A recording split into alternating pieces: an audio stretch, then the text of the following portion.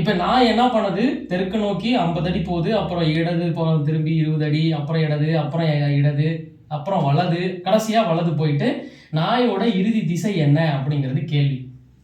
இப்போ என்ன பண்ணலாம், முதல்ல திசைக்கு மேலன வடக்கு, கீழே தெற்கு, இந்தாண்ட கிழக்கு, இந்தாண்ட மேற்கு, இந்தியா வரைபடம் மாதிரி. இப்போ நான் என்ன பண்ணுது, தெற்கு நோக்கி முதல்ல போகுது, இங்கே இருக்குன்னு வச்சுப்போம். இங்கே இருக்க நாய் கீழே வந்துருச்சு, இங்கே வந்துருச்சு, சரிங்களா? அதான் எத்தனை அடி வேணா இருக்கட்டும், தெற்கு நோக்கி வந்துருச்சு. இங்கே வந்தால் நாய் என்ன பண்ணுது, இடது பக்கம் போகுது. இப்போ என்ன பண்ணலாம், நம்ம அந்த அடியை கன்சிடர் பண்ண தேவையில்ல. இடது பக்கம் போகுதுன்னா நல்லா ஞாபகம் வச்சுக்க வேண்டியது ஒன்றே ஒன்று தான்.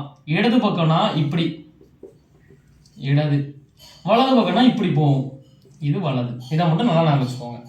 இப்போ ஃபர்ஸ்ட் நாய் தெற்குல இருந்து இடது பக்கம் போதா, அப்போ இடது பக்கம்னா இங்கே போயிடும், நாய் இங்கே இருக்கு. அடுத்தது என்ன பண்ணுது, திரும்பவும் இடது பக்கம் போகுது, இங்கே இருக்கிற நாய் இங்கே போயிடுது, அப்போ நாய் வடக்குல இருக்கு.